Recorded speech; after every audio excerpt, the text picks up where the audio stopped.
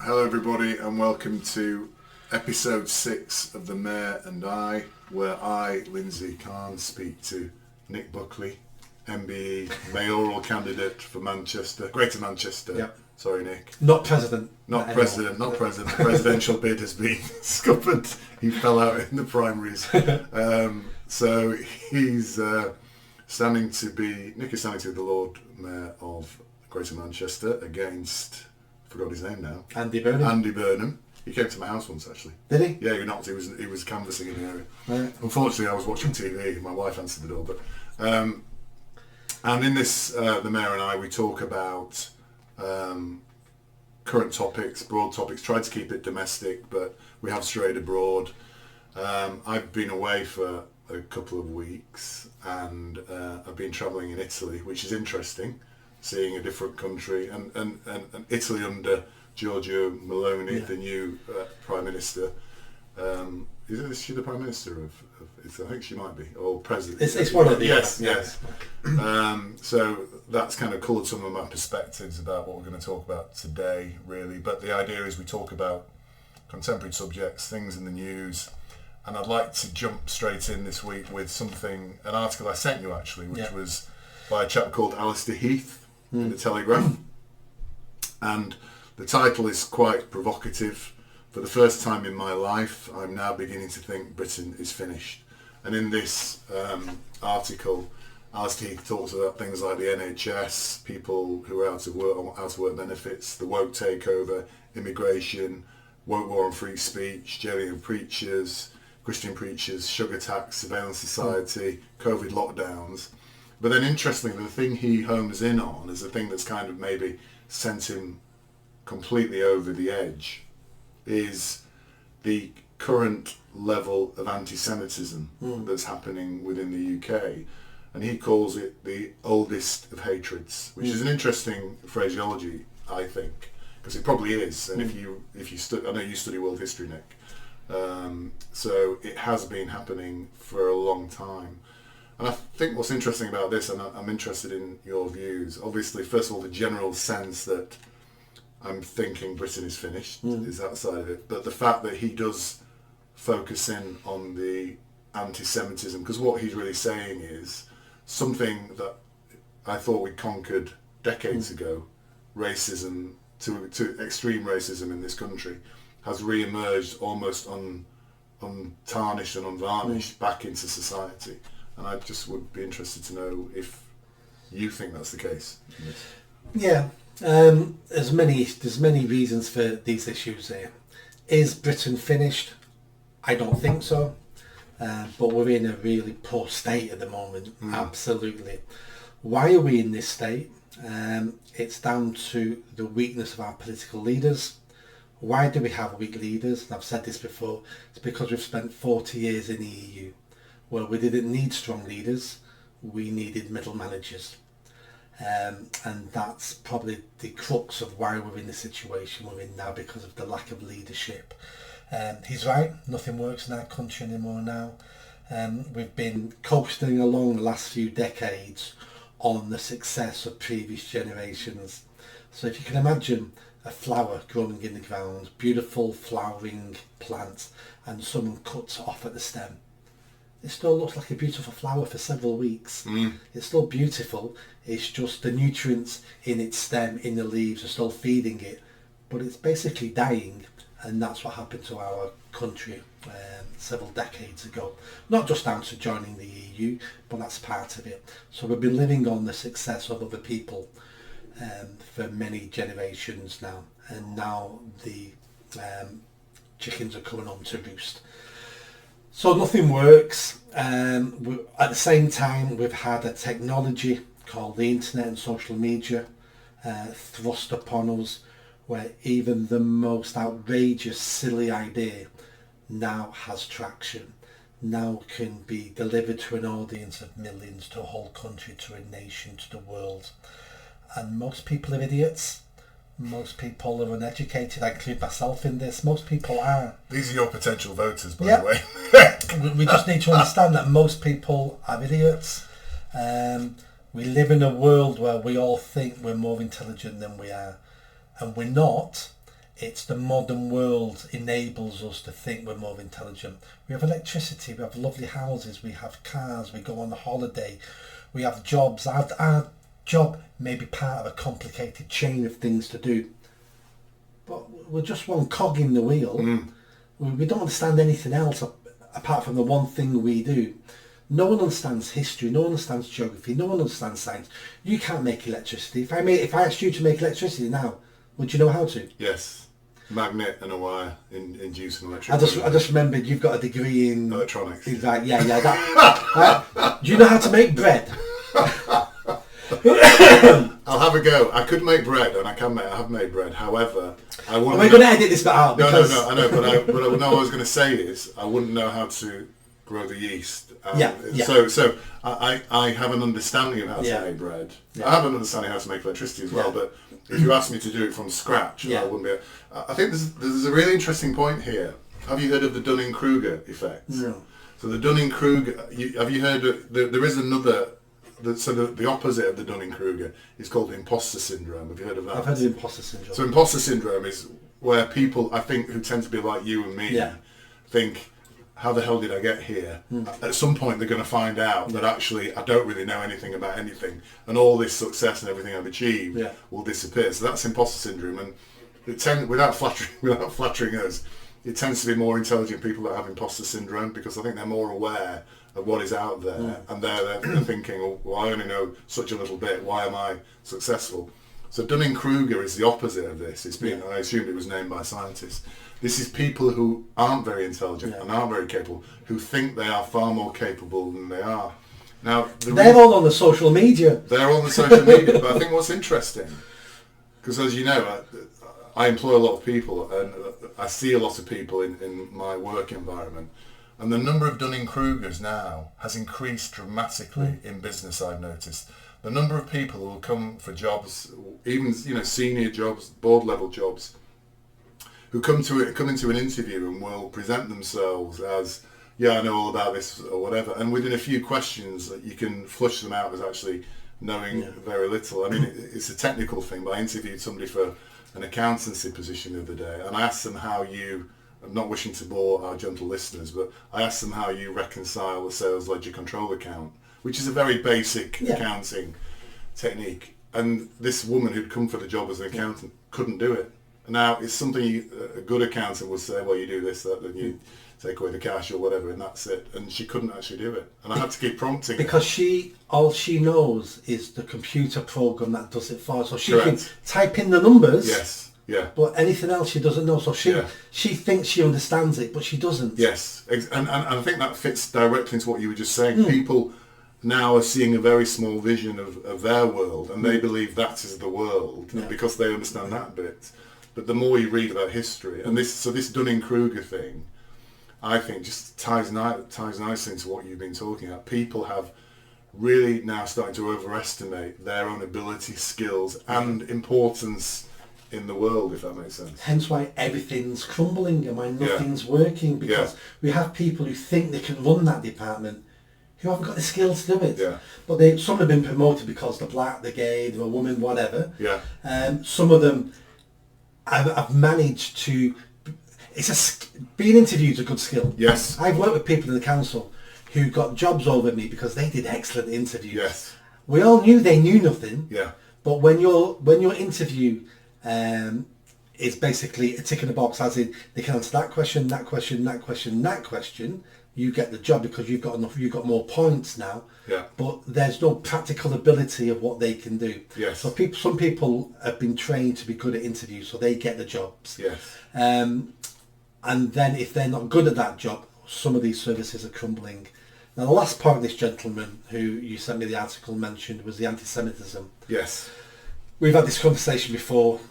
What happens when you've got a multicultural society and things start going wrong? People start turning on each other. You start wanting to belong to a group that will protect you. And the oldest group to blame for everything are the Jews. It's always Jews behind world conspiracies, behind I had some guy tweet me the other day, and he basically said the First World War and Second World War were started by Jews. So this is a long time. I don't know where you get that from. Hitler being one of the most notorious Jews. Yeah, exactly. It's like, what are you talking about? But when we're going through, we're going into, we're not in the middle of bad times yet. We're on the first step of bad times that are coming. This is the first step. We're already turning on each other. As a country, we've already become anti-immigration for good reasons. Yeah. Because resources are tight. Nobody cared. Most people didn't care 20, 30 years ago, but we care now because resources are tight. Within the communities we have now in the UK, some now are going back to the old stereotype of it's the Jews, hence why they're looking at the Free Palestine marches, all the anti-Semitism's coming to the fore. There'll be people on the right now who will also jump on board now, not just the far left. People on the right will be going, yeah, I never really did like those Jews. I kept my mouth shut for 30 years, but I always thought it was the Jews, and now the people are saying it's the Jews. And that's why that's coming to the fore now, the anti-Semitism. And But just on that, I mean, this is, I think this is very strange because the actual number of Jews in this country is tiny. I mean, I don't think it's not even 1% of the population, I don't think. I think it's like 200,000. Yes, it is tiny, which is probably 0.5%, I think, is 300,000. So it's a tiny proportion. So why did they? I mean, obviously there's a thing going on in Israel and Palestine, but why does such tiny population in this country, which is insignificant, generate such vitriol? Whereas if we look at the Muslim population now in this country, it's now, again, you may know the percentages. About 4 million. Yeah, 4 million. There's a very much larger Muslim community. Yeah. So why is all and I'm not saying, by the way, the vitriol should be based on how many people there are. There's a far more visible Muslim population in this country than there is. I would say the Muslim population now is far more visible, certainly in Manchester, than the black population. And certainly more visible than the Jewish population. So why is the vitriol directed into this tiny, tiny group of people who are actually, in terms of protest demonstrations, visibility, interrupting British cultural life, are actually non-existent in that, are they? You hardly see them at all. So why again has it focused on such a tiny group of people? I don't know if you've got the answer to this, by the way. Your question answers itself, and I'll explain why. If you wanted to persecute a group of people in Manchester, would you pick on the Moss Side Boxing Club, or would you pick on the hardly attended Bridge Club? Yes. Who would you pick on? Yes, the hardly attended Bridge Club. Exactly. So because the Jewish population in this country is 0.5%, and they don't have a history of violence or demonstrating or terrorism, then they're quite open to being used an easy target and a safe target. Yeah. You would have to be extremely brave in this country to attack Muslims in this country, because there will be a backlash. Yes. Somebody will put a jihad on your ass. Yes. And you may get your head chopped off. So effectively it's cowardice then.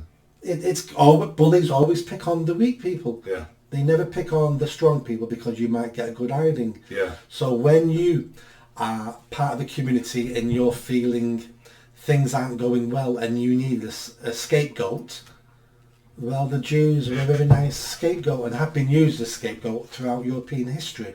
The Russians did it, the communists did it. Yeah.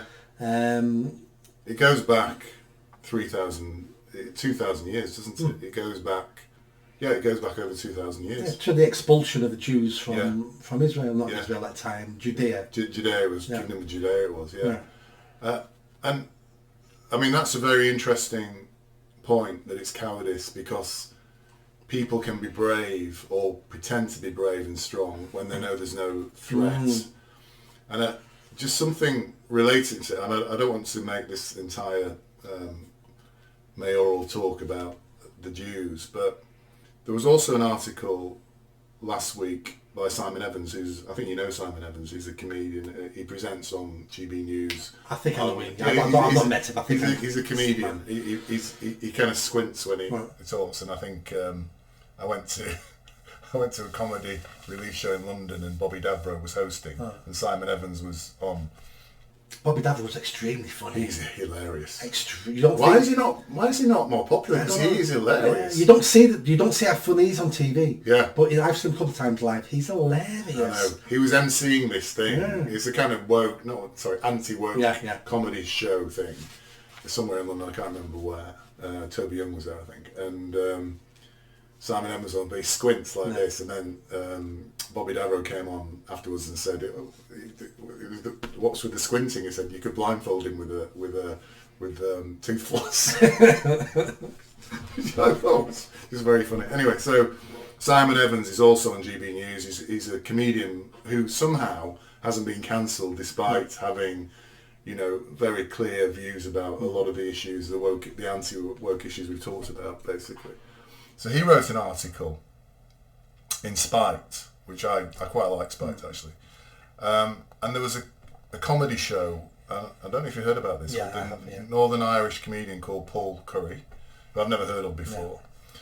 And as part of this show, at the end of the show, he brought out two flags, a Ukrainian flag and a Palestinian flag, started waving them around, and then asked the audience to stand up and give a standing ovation. Whether it was mock or what, I don't know what it was, but it was pandering to a particular type of theology or method, thought process with woke people.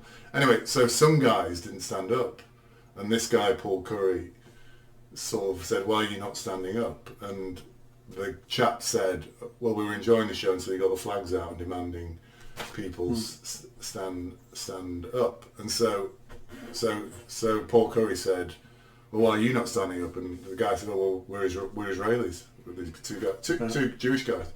We're Israelis. At which point, this comedian Paul Curry became enraged, started swearing at them, told them to get the fuck out. Pardon my French, gentle listener.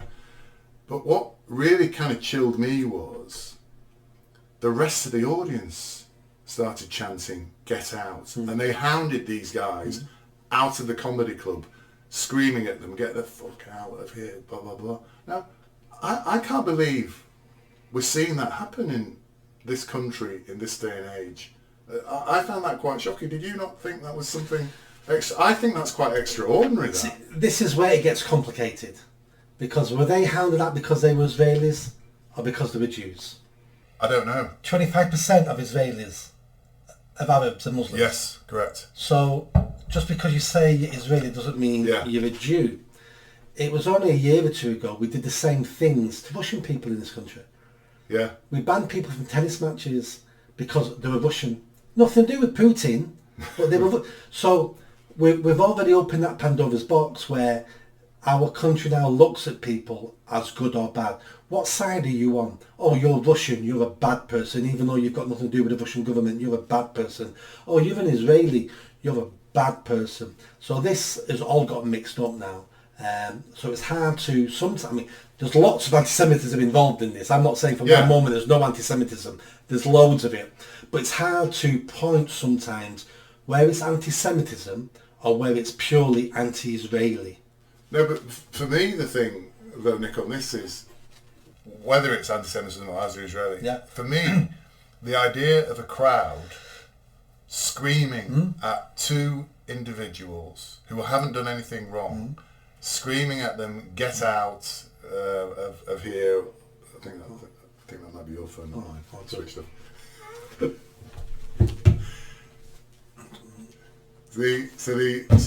Apologies, listeners.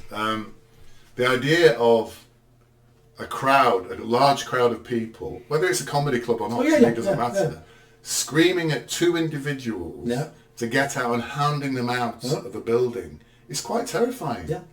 That's something that I thought we had moved beyond as a society. Because it's not like they were brandishing weapons or... They were innocent people standing there, not causing any problems at all. And they were hounded out with, swearing and pretend. And they said, the guys afterwards, we were scared for our safety. To me, that's something that, is not something that should happen in a society. It's not British behaviour. Yeah. It's not English behaviour. Yeah. They were Israelis, therefore they're guests in this country.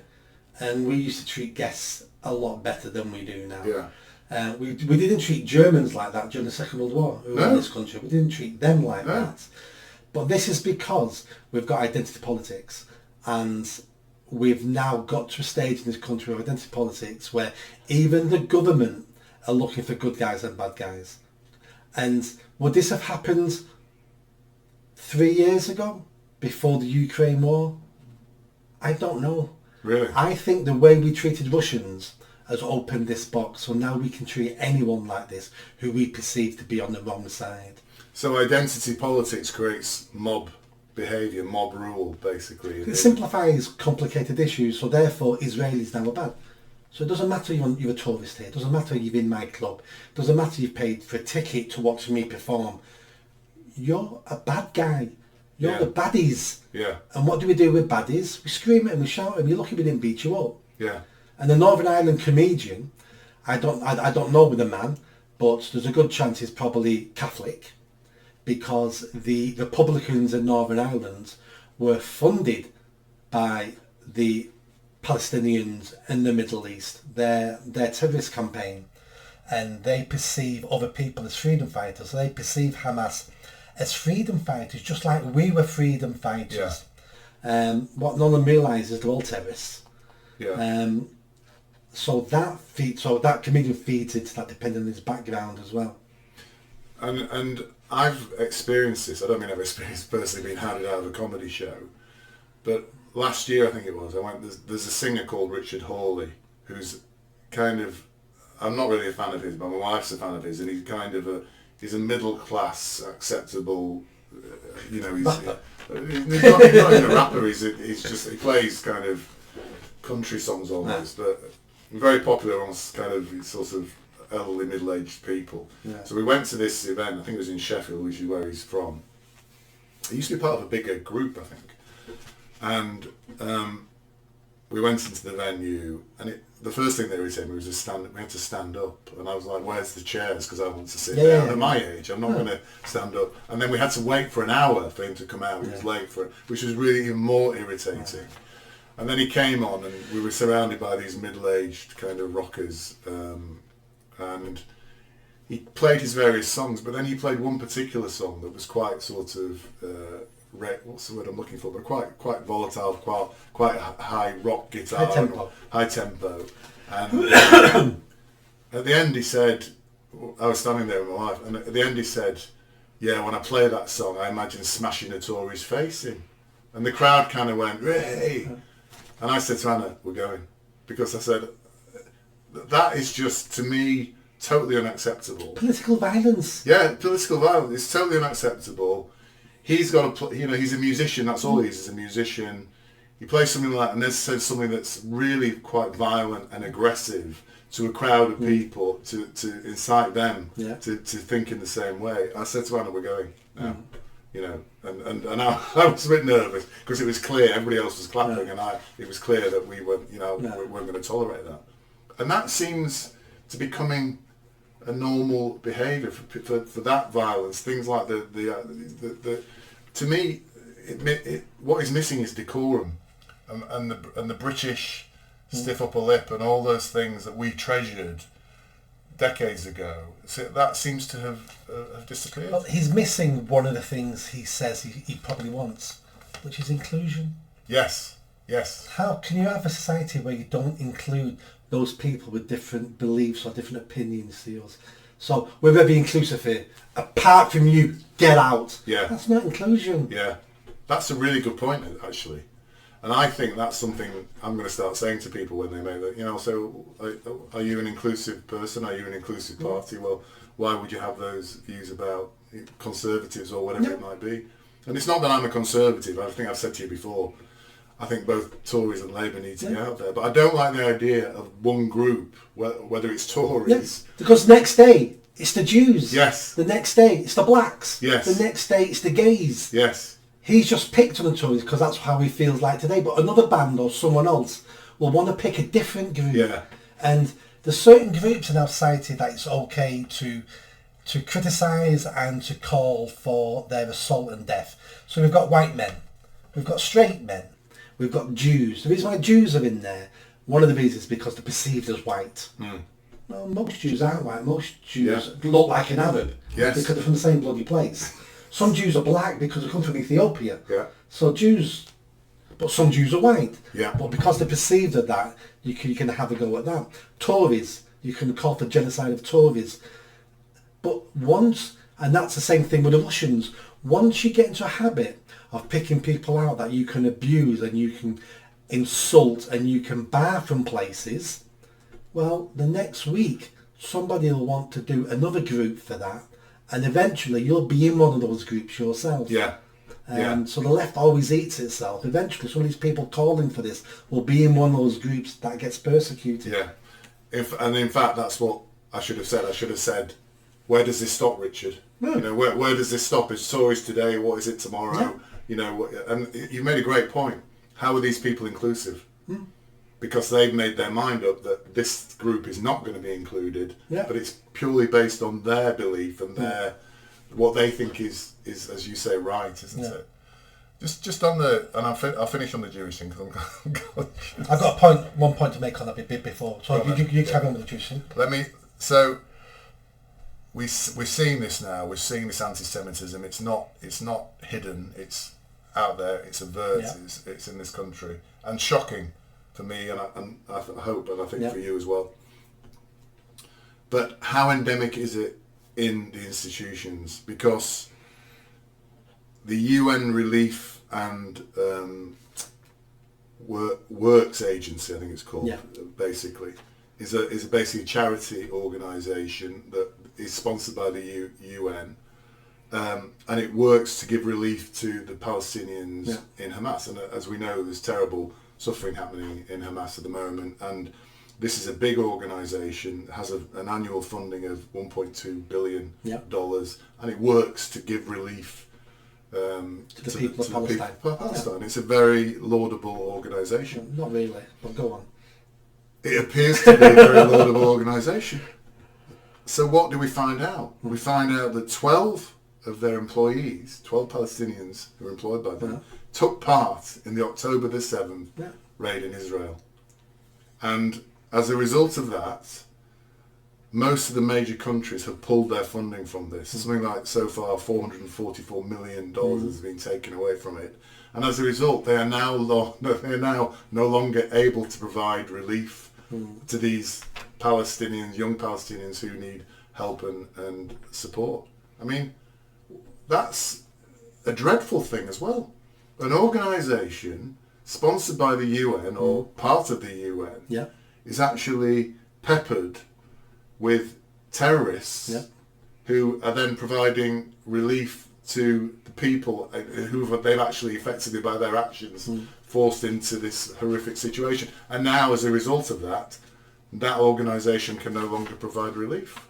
How deep does this go? I mean, people talk about the Jewish infiltration of society, but this is exactly what we've got here, isn't it? The other way around, not Jewish people, but actually Hamas infiltrating major charitable organisations and causing all sorts of problems. I wouldn't use the word infiltrate, because I don't think they were infiltrated. If you want to work in Palestine, you have to get permission of Hamas. If you're going to employ people in Palestine, you go to Hamas, and Hamas will tell you who you're employing. Oh, really? It's as simple as that. So these people weren't snuck in. These people were hired because they were given to this NGO, this non-government organisation, by Hamas themselves. So there's no wonder. One of the reasons why Palestine is in the mess it's in, first of all, the people of Palestine voted in Hamas, I think it was 25 years ago. And the first thing Hamas did was cancel all future elections and kill all the opposition. And that's what was the end of that. So the people made this mistake.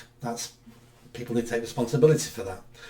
What the UN did then was then compensate the people of Palestine and say to them, we're going to fund you to live. What they should have done was said, well, we're not going to fund you now. You need to sort your own stuff out, and you need to sort Hamas out. So how would the people rise up against Hamas when the UN are funding basically part of Hamas, feeding the population? There's no necessity now to put your life on the line to fight Hamas and get a better government. So the UN has out of kindness and be kind and compassion, have created a terrorist state area and funding by the West. Yeah. So we've created that ourselves. It doesn't surprise me at all that people who work for that charity organisation were part of it, because it wasn't even if they were members or supporters of Hamas. They actually took part in the raid. Terrorist action. But this organisation funds Hamas.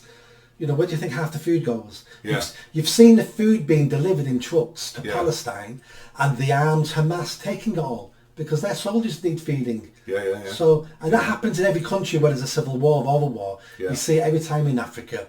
We send aid, who takes it? The warlords, the rebels and the army take it all because their soldiers need feeding. Yeah. So all we do when we try to help in a situation that we have no understanding of, we always make the situation worse every single time. Yeah, and it's an interesting idea, the idea that Hamas came to power, then the UN, to assist the people in the country, started put aid in, and as a result of that, the natural inclination of the people to kick out Hamas is gone, because actually, since Hamas has come in, we're actually getting quite a bit of food and support, aren't we? Yeah. So Hamas was elected to look after the people. Hamas never did that, so the UN stepped in and took over the responsibility of Hamas. That's not how countries work. I never thought about it that way. That's really interesting. But thinking if they're getting 1.4 billion a year aid, that's a lot of money to distribute into a country like Palestine. And not most of it. A lot of that will be siphoned off to be used for terrorism. Yeah. You can't take that sort of money into Palestine without Hamas taking a big chunk out of it. Yeah, of course. And that happens in every country. And being in the position, by being armed, young, fit, to be able to do that as well, they can take it from the people. Yeah. No, my last point I was going to say, sorry, your last point. On the Jewish thing. I went on the Manchester March against anti-Semitism last month. Yes. And it opened my eyes when I was sat down at the stadium at the end listening to speeches. The march was started by Lisa Nandy, Labour MP for Wigan. She's the one who says men can be women, isn't she? Yes. So she's a far left nutcase. But she was on the anti-Israeli march. Anti-Semitism. Well, march. as Sadiq Khan said, the Labour Party is both anti-racist and anti-Semitic. Yes, such an idiot. Oh, so true. I think that was a really good Freudian slip. So she led the march, and when I saw her leading the march, I thought, what is this organisation doing, as in the Manchester Jewish organisation doing, inviting her? Labour have a problem. Yeah. Why are they inviting her, and why is she leading the march? And I thought, well, I don't really understand. But I was thinking about it for the next hour and a half. Yeah. And then I sat down at the Castlefield Arena, and there were some speeches, and she gave a speech, and I'm watching her speech, and I'm thinking, and then I finally, not because of what she said, I finally got it. Why she was invited, why other Labour members were invited, why the people from the Manchester Jewish organisation on their speeches were praising the Labour Party and the Tory Party, and why other people were praising some Labour MPs, and I finally got it. They're terrified. And I thought, I get this now. These Jewish people are absolutely terrified about who takes power next. That's interesting. And they cannot afford to upset anybody. They cannot afford to be anti-Labour, because Labour looks like it's getting in. Yeah. Why would we want to upset the Labour Party? We already know they're full of anti-Semites. Why would we publicly insult them?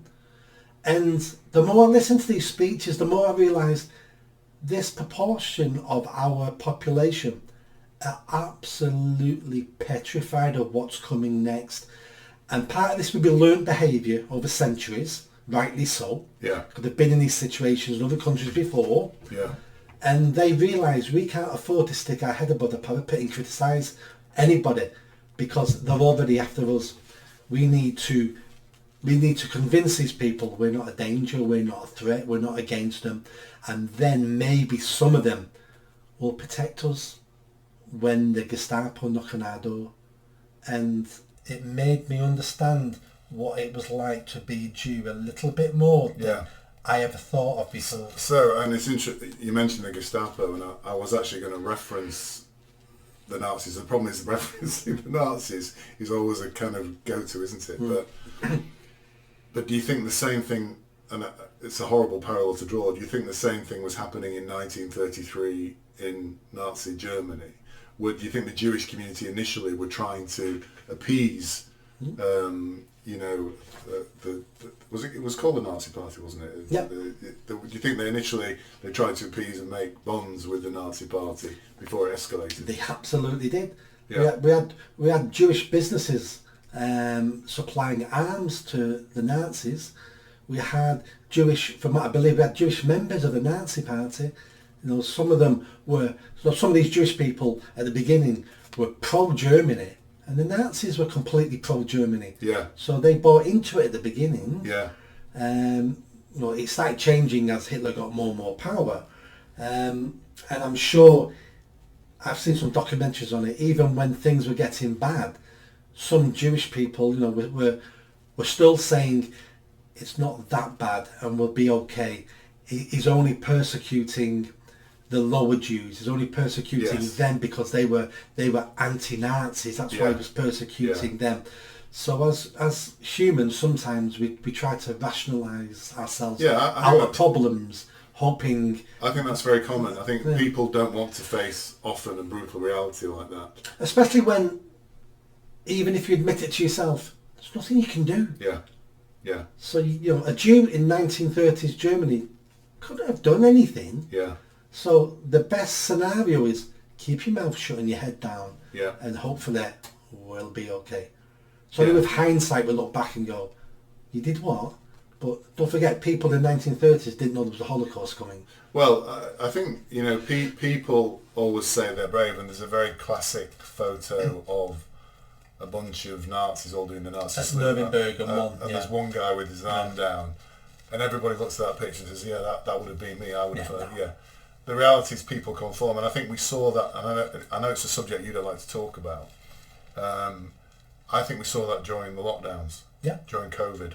During BLM? Yeah, during BLM.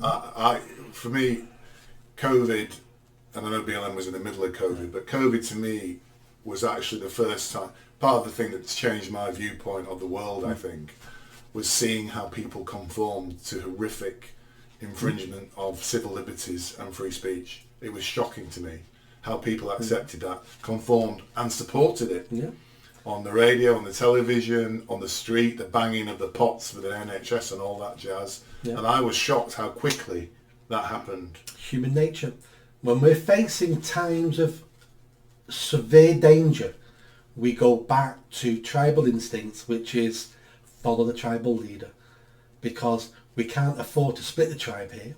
I can't afford to go against a tribal leader. Who am I? It's about following that tribal leader. In our case now, it's politics, prime minister, government. Yeah. And we've been designed and trained over millennia to stick together in hard times. It's the only way to survive. And we see that all the time. That's how the Nazis got away with what they got away with. Look at the Rwanda genocide. Million people hacked to death with machetes. That takes some doing. Yeah. Hacking to death a million people. Yeah. And people supported it and people were joining in. Yeah. And all these things happened. BLM again, it felt like a revolution was coming at the height of BLM in June 2020. Is that what you thought? It felt like a revolution was really? coming. Even a revolution led by whom? Who knows? It felt like the country was going to fall, I felt. People felt like the country was going to fall. Senior politicians were not criticising BLM. Prime Minister was absent without leave. We had riots on the streets. We had American cities burning to the ground. Yeah. And we had that imbecile Keir Starmer taking a knee. Angela Rayner. And it's not like those things happened and the government were trying their best. Government was absent without leave. Nobody wanted to criticise it. Nobody knew how this was going to end. So everybody was edging their bets by saying nothing. That was how I felt like there was a revolution coming. This could go either way here. That's quite scary. Yeah. Turns out it wasn't as bad as that, but at the time living through it, it was horrendous. Don't forget, I got cancelled halfway through that in June 2020. No one came to my defence. No. No close friends. Some close friends who were on the board, I lost because they sacked me. Yeah. They were cowards. Yeah. So they decided they would rather sack me than face the mob online. So they sacked me. I had some people I worked with never spoke to me again. They called me racists. And it's like, but I had some people online, especially one or two black people that I'd worked with, and one I employed came to my defence and said, well, I've known him for 20 years. If he's a racist, he's hid it really well. You know, I worked with him, I worked for him, he treated me fantastic. I didn't. So one or two people spoke out, but only like count on one hand. But they all knew you weren't a racist. They all did, but it was scary times. Yeah. And so in your mind, this was happening at the same time. You were hearing the BLM thing, and I suppose seeing that, it's like this is a revolution, because this just doesn't. This is just crazy what's happening here, isn't it? Yeah. Yeah. I mean, I didn't think of it at any point as that. I just thought it was strange, and I thought it was just a kind of a further manifestation of the insanity around COVID when BLM was happening, because everything storm. It was a perfect, everything perfect seemed storm. Insane to me at that time, and that was just I genuinely was just sitting at home. It was only March you could go on without being arrested. Yeah. So people went out, won't get arrested. Yeah. No, there was an incident with my son who drove with getting stir crazy. Went with his girlfriend. And I think I've told you this story before. Drove to a park. There's a copper there who, pursued. What happened? I can't remember what happened, but basically he spent about 4 or 5 hours by their car, hoping to basically arrest them, and they ended up on the moors, and it got dark and cold because I think at that point it was still the winter. And they called me up and said, "Dad, this, and I drove out because I was just gonna go ballistic with this copper." But they were actually out, rather than worrying about the fact they were out, potentially getting hypothermia in the middle of the moors. He was more concerned about, slapping them with a fine or hanging around. He wasn't concerned about anything. That police officer. Police officer was just obeying orders. Where we heard that before. Yeah. He's just obeying orders. Yeah. And yes, that's how it happens, isn't it? Yeah. So if obviously it wasn't anything like that, but if my son had died of hypothermia on the moors, and anybody said, "Oh well, I was just obeying my orders," I was still, but there's somebody dying out. That's the kind of the mentality. How do you think we had hundreds of thousands of concentration camp guards and people in the SS? The Germans are just like us. Yeah. They don't create, 10-15% of their population as psychopaths. They're just like us. Yeah. But when you put weak people in those situations, averagely weak people, they will do as they're told. They will commit atrocities. They've done studies on this. Yeah. There was a good study in America in the 60s. They can't ever replicate this study now because they would never get permission because of the abuse. But they got away with it in the 60s. They got some college students, split them into two groups, blue eyes and brown eyes. And they locked up the brown-eyed students and told the blue-eyed students they're guards. And they witnessed what they did over several days. After several days, the blue-eyed people were abusing the brown-eyed people. Really? And all students. Only took a couple of days. Yeah. There's that electricity thing as well. I've heard about that. Where if you give them electric shock, because I can't remember what it is. But yeah, well, I've actually wrote about that. Yeah. So that was to see how far somebody would go inflicting pain. So they got volunteers. Yeah. And they had a professor and two volunteers. One of the volunteers was an actor, but they thought he was a volunteer. The other volunteer. And they sat in two separate rooms, and the actor was strapped up to a fake electric shock machine, and the student was in the other room, and they could communicate over a microphone, and he had the electric shock machine. And the dial went up from mild, strong, very strong, to do not use, fatal. Something like 70% of the students, when instructed, used the fatal setting. And the actor in the other room knew when it was pressed, because the light would come on, got no shock, and then would scream. Yeah. And when they used the fatal one, something like 70% of students... But what were they saying to the student to make them do that? This is what you're being paid for. Don't worry what happens to him. I'll take responsibility of what happens. I need you to press that buzzer one more time on fatal.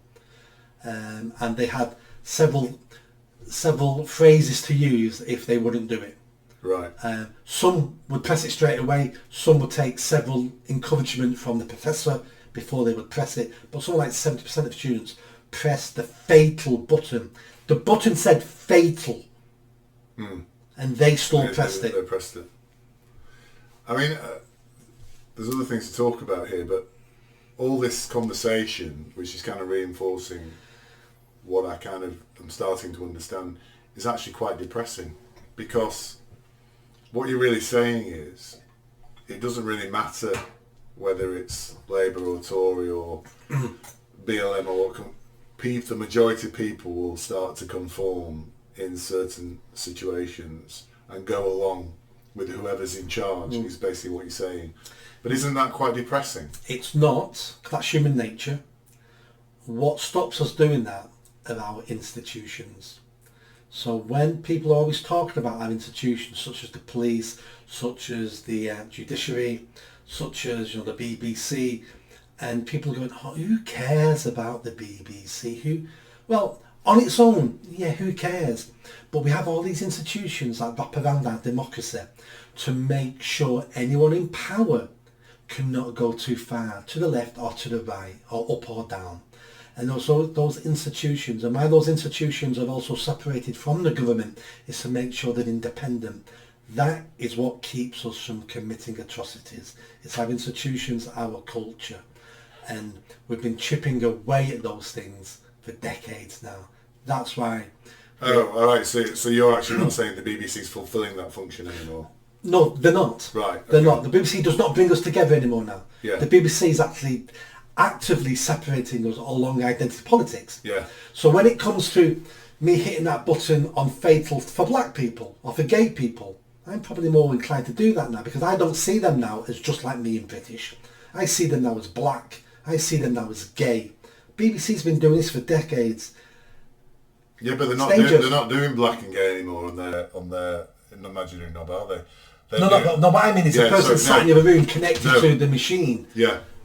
Could be black or gay. I'm still going. I'm more likely now to press fatal, because I do not see myself in that person. Yeah. Where if that person was just called British, well, he's just like me, isn't it? So I'd be less likely to want to persecute that person. But I think what you're actually saying is quite interesting. I think it would be useful to track this imaginary knob over the decades, if that makes sense, or the dial over the decades, because probably 40 years ago that dial did have on it black, gay, I'm just trying to think of something exactly, it's Irish or whatever it might be. I would say that the pointers on that dial now will say things like conservative. It'll say things like transphobic. It will say things like anti-COVID so the constituents of that have changed now, and it's not about racial types or persons. It's about belief systems, isn't it? If you have a belief system, these belief systems are not acceptable to us as the institution. We're telling you now, as the BBC does, you can't have a Doctor Who show without it, featuring a bloke dressed up as a 14-year-old girl, basically. This is what's happening with the institutions. They're promoting things that to me seem alien, and because my views tend to be not affiliated or aligned with them, I find myself a victim of that dial now. It's worse than that, because it's not just about people who are anti-trans or that. We're dividing the whole society up. So no one in any group now trusts anybody else outside that other group. Yeah. We have people who call themselves trans and they're homophobic. We have lesbians who hate gays. Yeah. And so it's not like there's any particular group we won't inflict pain upon, because it all depends who the person is inflicting. But the BBC was designed to bring us all together as a nation under God, under our king, late queen, but now king. Doesn't do that anymore now. So we're fractured as a society. Just like we talked about the Jewish problem, a fractured society will persecute other tribes in that society because you're not the same as me. Yeah. The reason why We created nation states, was to bring everybody in that land under one umbrella, so we all felt the same. We may have had different colour skin, different religions, different beliefs, different political affiliations, but we all came together under something that we all belonged to, and that's all been chopped up now. Hence why we're more at risk of this sectarian violence we're seeing now. So when we started this particular bit, you said you'll never get there because we've got institutions, but at the same time you've now demolished those institutions and said they're not really performing the function. So that's the danger. So why? That's the danger. Right. Okay. So those institutions are not fully demolished yet. Right. But they're not doing what they should be doing, and they've been damaged over 20, 30 years. If we don't fix those institutions, we're heading down that road.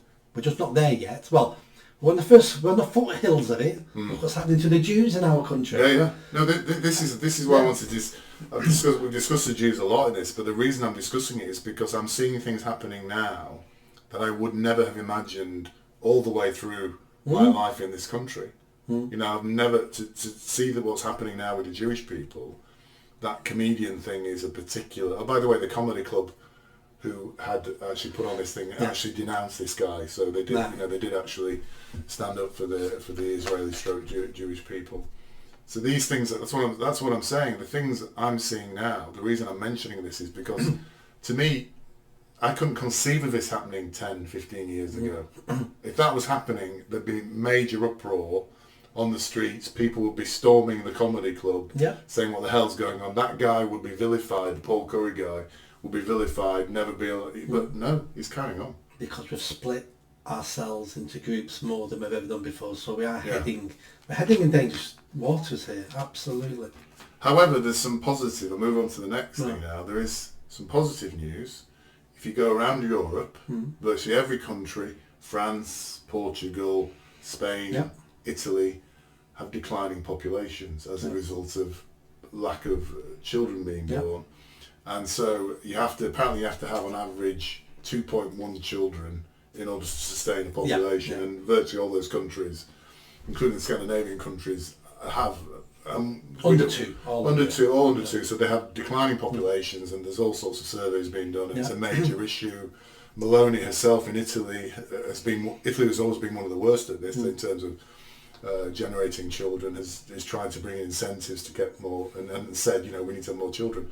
However, the positive news for Britain is our population is increasing, and we are expected to have, and I can't remember how many years it will be in the future, 70 million people here very shortly, which is fantastic news, Nick, because immigration. Because it's fantastic news, because we'll have a young population, they'll be able to work, whatever. So all these, all this negativity about immigration and stuff, forget all that, Nick. We're the only country in Europe that's got an increasing population, so we need to celebrate with a cup of tea or a beer. Well, Nigeria has something like 130 million people in Nigeria. Yes. And over half of them are under 25. Yeah. Is that doing that country any good? No. So I'm tired of people telling me, first of all, that a declining birth rate's a problem. It's not a problem. It's just we've got a declining birth rate. It means we need to relook at our economy, we need to relook at our services, we need to do things better, cleverer. It's a problem. If it is a problem, that needs fixing, and we'll fix it. Mass migration is not the answer to it.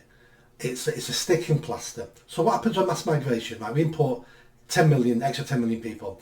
Right, that's great. What happens in 40 years' time? All those new 10 million people are now retired, all need looking after.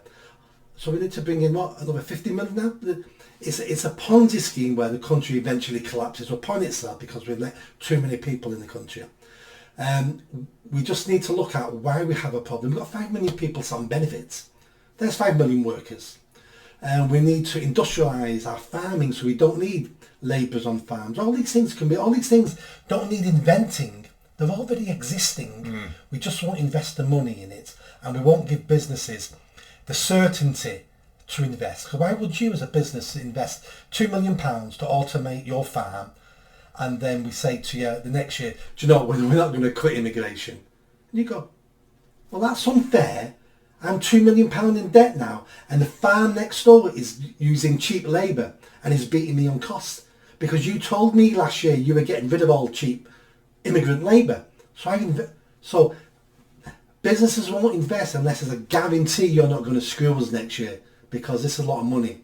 So if we can convince businesses they'll automate, which is better paid, less jobs, but better paid jobs, and we can plan ourselves out of this. Immigration will not solve these problems. Yeah, and interestingly on that, the Industrial Revolution, which began in Britain, was driven by technology and not people. Yep. The people came after the technology. The success of the industrial and it increased the population. Correct, and the population increased, and that population made the country far more affluent. That's how the Industrial Revolution worked. So the Industrial Revolution didn't work on the basis of more people coming in. It worked on the basis of technology, innovation, and efficiency of production, basically.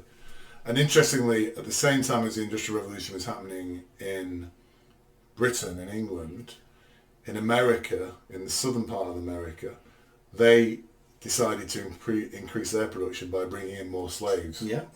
And that ended up in an absolute mess, basically. Well, because actually the north... What's the poorest part of the United States? Southern. South?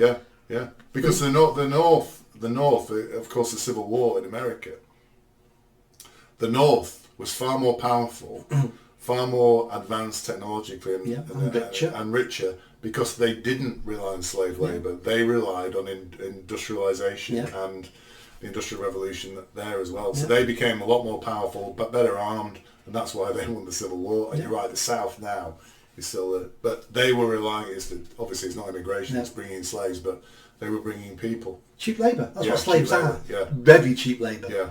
And we're doing the same now, and it's a type of modern slavery what we're doing now. And especially when you look at the NHS. The NHS goes around the world stealing medical workers. So we'll go to the poorest countries in the world and we will steal their medical workers. So we leave those countries poorer and less able to look after their people, and we bring them here. Why? Because the government will not fund more places for British people to be doctors and nurses. People don't know. There's a limit of how many nurses we train every year. Every year the British government have to turn down so many tens of thousands of applicants for nurse because we haven't got the places for you. So we just go and steal them from somewhere else. Yeah. It's absolutely appalling what our NHS does. And I've got a friend who works in the NHS, or did work in the NHS, and he said the racism in the NHS is absolutely staggering. Really? And he says, and hardly ever any of it is caused by white English people. It's all inter-ethnic racism. Yeah. He goes, and he spent most of his time dealing with racism in the NHS.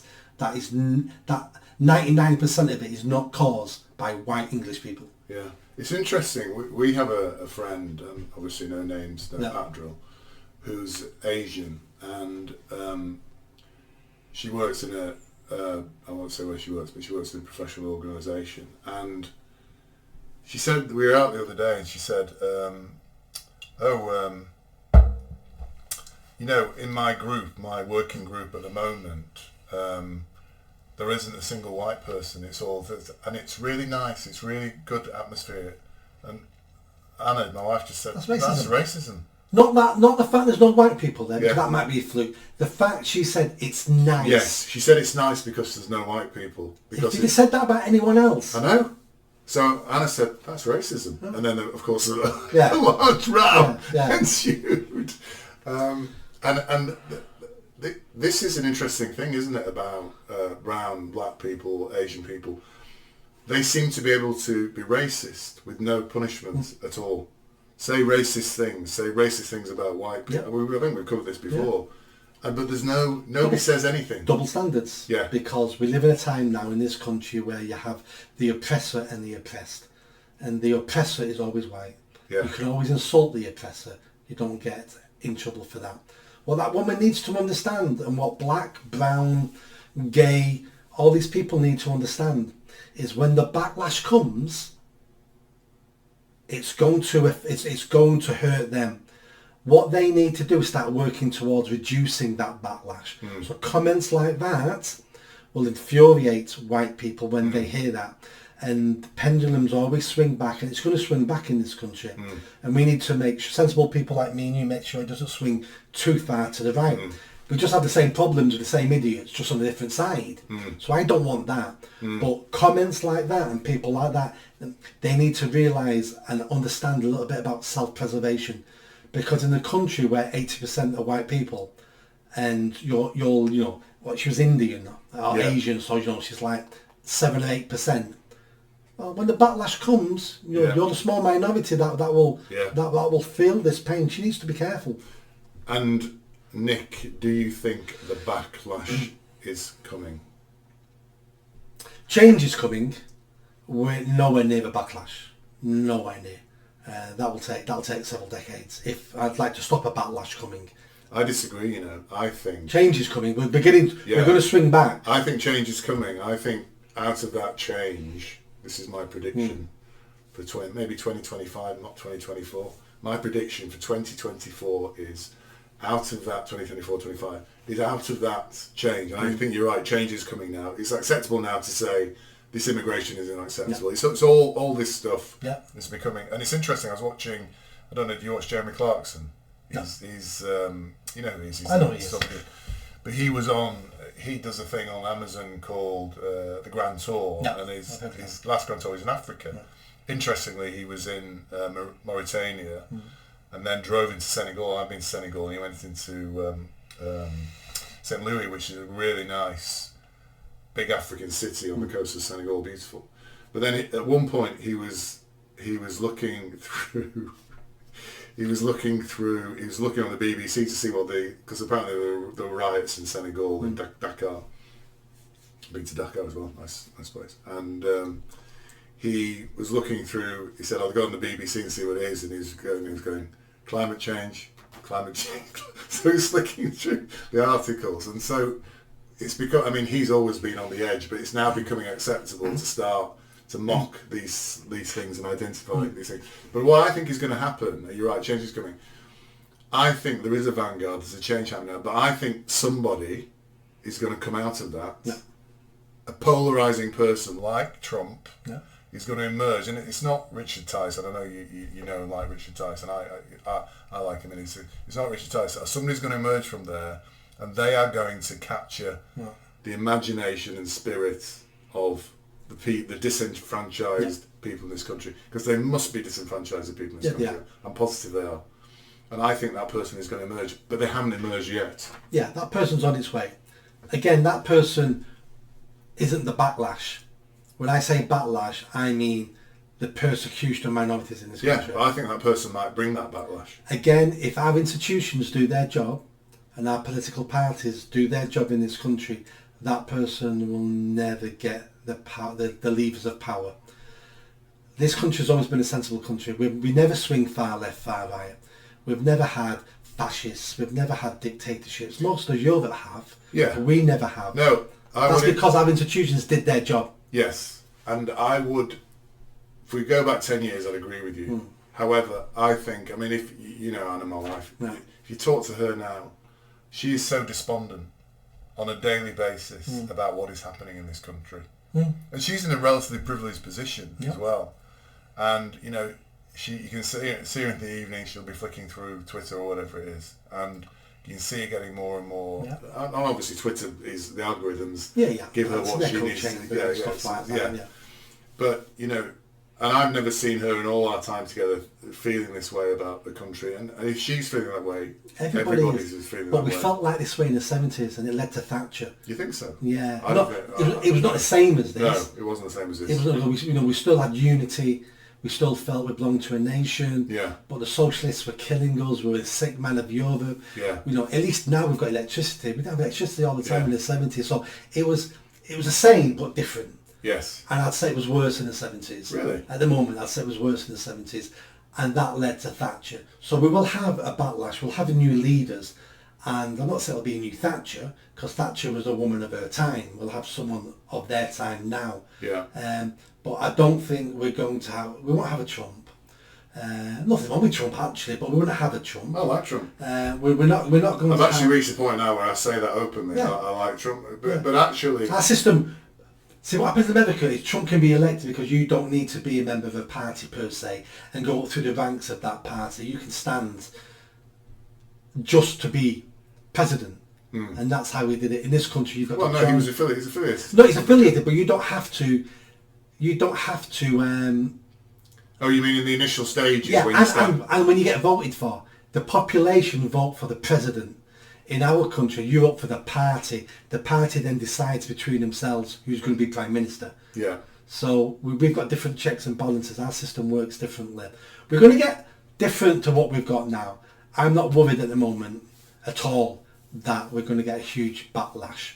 I think we need to start coming away from the left a bit. 10 years from now, where, you know, if it's moving, we're back in the middle, it's that swing to the right, I'd be worried about it then. I got sent, this isn't actually on the list we were going to talk about, but I got sent an article from a friend of mine who is very kind of non-committal, doesn't really comment, and it was an article in the Telegraph, no, it was the Times actually, an article in the Times about an NHS trust saying a trans Woman, a trans man, a man who has decided, or trans woman, yeah. Trans woman. I don't like to use that phrase trans woman because I don't think the word woman should be used alongside to describe a man at any point, basically. A mentally ill man. Yeah. That's subtle with that. A male transsexual. Right. A male transsexual's breast milk is fine for a baby. Yeah. And it's not fine for a baby. No, it's not. But this doesn't surprise me because there's people in the NHS who think you can change sex. There's people in the NHS who think aborting a baby 3 minutes before it's born is perfectly acceptable. Yeah. There's people in the NHS who are nutcases. So that doesn't surprise me at all. But what was interesting, this was sent to me by a very apolitical... So he's had enough as well now. Yeah, I think that's the point I'm making. Yeah. People are now saying, this is crazy. They've had enough, but where's this different from the 70s is people have had enough, but it's not hitting people in the pocket hard enough yet. Yeah, yeah. That's the difference. It's beginning to, and you know, but taxes are going up, council taxes going up, everything's going up, prices in shops are going up. Another few years of this, and you know, people are going to be extremely unhappy. And I think what's propping people at the moment is there have been quite a few good pay rises as a result of inflation and shortage of people, employees, basically. Something I wanted to talk to you about, you mentioned it earlier, but I want to just expand on it a bit. So they recently gave the survey numbers out in terms of employment figures and things like that. So there are 1.5 million unemployed people now, which is actually quite a low number, and there's an argument that that's what's causing the shortage of jobs. However, there are 5.6, I think you said 5, it's actually 5.6 million people claiming out of work benefits. Yeah. So your total non-working population is not 1.5, it's actually 7 million people. Yeah. Which is more than 10% of our population. And the reason why that's hidden under the figure of 1.5 million is because since the 80s we've been hiding unemployment figures. It started off with, we're going to sign you off the incapacity benefit. You're not well enough to work, so we'll sign you on to benefits, which is the same as the dole, but you don't have to sign on ever. So people went, I'll take that. Saves me coming out once a fortnight to sign on. Yeah. But suddenly, unemployment level, it's gone down one. It's gone down one. Yeah. We do it now with mental health. We do it now. You can be signed off now and not have to sign on and be on sickness now if you've got anxiety. I'm anxious. That's okay, sign off. We'll give you even more money. You're on these benefits now. You're on more money than dole. Yeah. You get paid to be ill now. We've got people now who are working 6 hours a week and claim the rest in benefits. And they're classed as employed. They should be working full time. All these things are hid under these figures. And we've allowed people to make poor choices because it improved the government figures for the next election. We've kept employment down. All these tricks need to go. And we need to tell the people the actual truth of who's unemployed. And then we need to start basically forcing people to earn a living and pay for themselves. And the first thing I would do if I became Prime Minister is I would rename our benefit system and I would call it state charity. And when you go to sign on, I'm here to claim state charity. Yeah. That's truthful. Yeah. Incapacity benefit, yeah. State charity, yeah. Everything would be housing money, yeah. State charity, and that's what every form would say. State charity, that's exactly what it is. And there's an interesting point here, because whilst we're saying there's 7 million unemployed people, which is a horrendous figure, if you're trying to employ people at the moment, there's not many around. Is that because these 6 million people are actually quite happy with the state? It's sufficient for them not to have to work. So we've artificially created a low unemployment, basically.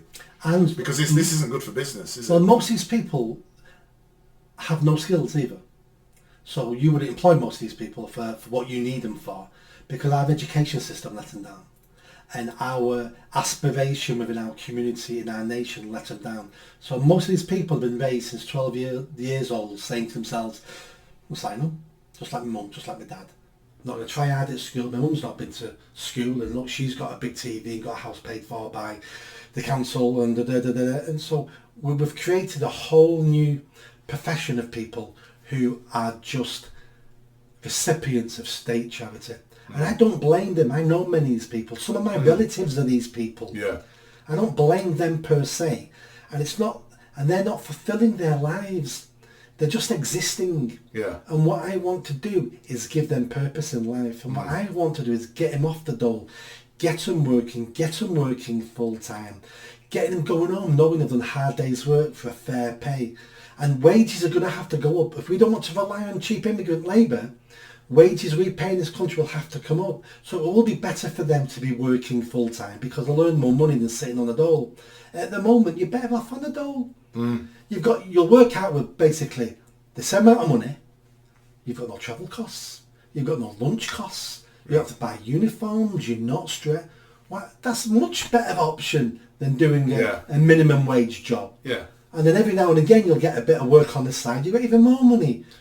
And you're not blaming them, because what they're doing is human nature. What they're doing is perfectly legal. Yes. You can't blame someone for playing the game our government is created for them to play. It's not their fault. They're victims of our welfare system as well. But it's interesting, you're saying wages will have to go up if for this to work. But wages are going up anyway, because by creating this situation where people are comfortable on their state benefits or whatever, you're automatically depleting the working population, making it tougher for it's a vicious circle, isn't it? This only if you're looking at skilled jobs. Yes. So we don't have a shortage of unskilled people in this country. If you started a takeaway delivery service where you live now on electric bikes, you'd get 1 million applicants tomorrow. Really? Nearly all would be immigrants. Right. We've got no shortage of unskilled labour in this country. Right. We've got far too much of it. That's why the government keeps having to put up the minimum wage. If there was no cheap immigrant labour in this country, the minimum wage, we wouldn't need it, and low skill wages would have to go up for businesses to attract the people to do the jobs. But because we have an oversupply of cheap labour, what you're talking about is semi-skilled people and skilled people. Yes. And that's a failure of our education system. Yes. So we're not educating people and training people to do those jobs. So there's a shortage, always been a shortage for decades now. And when you want to employ someone like that now, we start approaching the Home Office going, can I give this Indian guy a visa because I need someone who knows that's a failure of our planning as a government. That the good jobs we have, we've now got to give someone who doesn't even live in the country the job.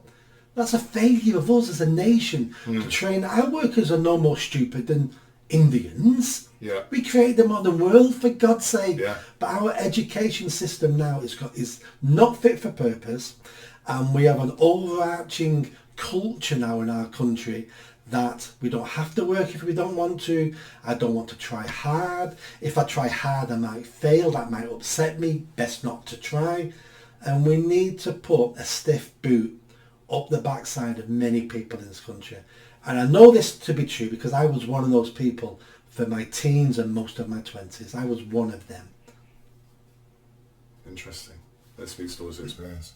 So I'm not... with all these conversations, I'm not particularly feeling like there's a way forward here.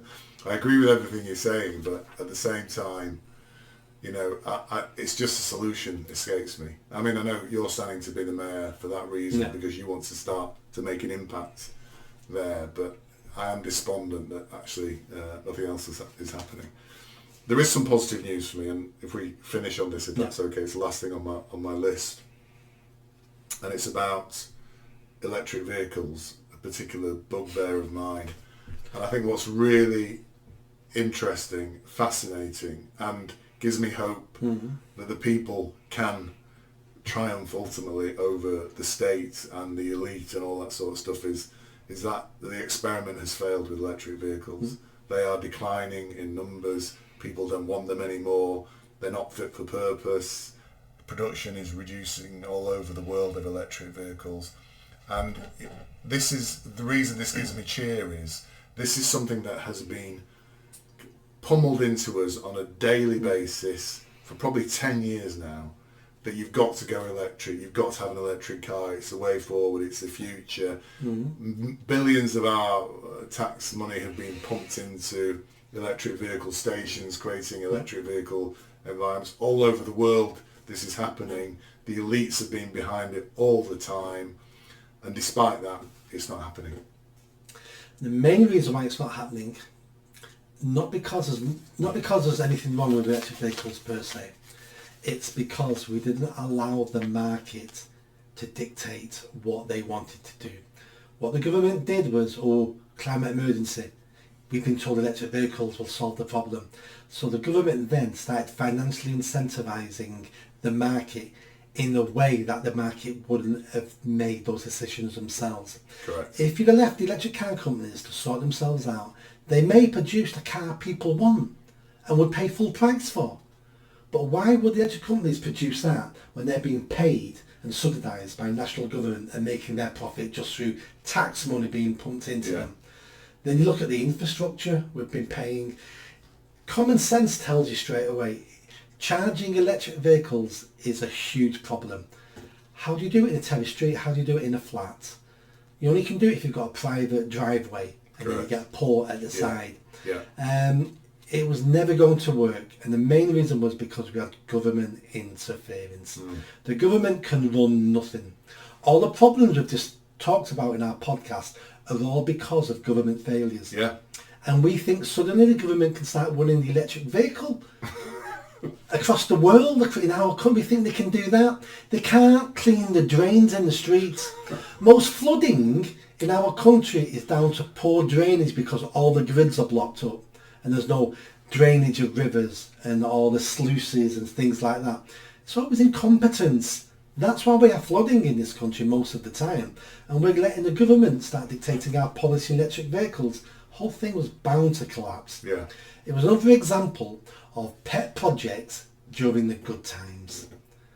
Bad times are here now. We can't afford anything, so the government, Labour have just announced they've dropped their 28 billion a year pledge into the green economy, because there's no money anymore now. All these are gone. I always knew this would fall. I always knew once it started affecting people in the pocket, all this would be gone, and we're here now. And I think you're exactly right. There is a place for electric vehicles. It's not necessarily the main transport, vehicular transport for people, but I think... It may be, if a company can invent a battery that takes half an hour to charge and it is charged then for 3 months, that company will make billions. But the government keeps interfering, so they won't experiment and try to create what... There's no real technology going into it. And there's no input of what customer wants. Businesses always go to a customer, what do you want? What would you buy off me? If I did this to my product, would you buy it? How much would you pay for it? There's no feedback because the government are telling them what the government wants. They're building what the government wants. No one's asked the people what they want. So it's been forced upon the people. It had a brief blip during COVID for various reasons. Now the reality is sinking home. They're unreliable. They don't work in cold weather. My son went to London from Manchester in an electric vehicle the other day. What should have taken him 3 hours ended up taking him 6 hours. He had to stop twice to charge it. He got home. He was supposed to get home in London at 8 o'clock, got back at midnight. And he was absolutely frazzled and furious about it as well. And I think they're useful for short journeys in particular environments, maybe in cities, So as a kind of an adjunct to a bigger fossil fuel driven car, they're probably a nice add-on, and that's how they should have been started to be developed. But they've immediately been thrown into the main structure, and they just haven't worked. We've turned into a socialist state, and what socialist states do to the people is, this is what we've got, take it or leave it. Yeah. And that's what they do with electric cars. This is what we've got, there's your choice. Yeah. Well, what we used to do to people is say, you've got all the choice in the world. Yeah. You pick what you want, and the market will bend to get the money off you to buy it. Yeah. And we've not done that because we've turned into a socialist state where elected politicians think they know best. And history tells us all the time, they never know best. The people, you get enough people together in a room, they know best. An individual may be stupid, but the more people you get together, the better the answer. Hence why we have on Who Wants to Be a Millionaire? That's why we have asked the audience. The audience is hardly ever wrong. You're right, actually. Because You're the more people you get, more brains together, you get better solutions. Yeah. So, on that note, the people know best. So, the people out there, you need to vote for Nick Buckley for mayor in this year's 2024 elections. Nick, cheers. Thank you very much.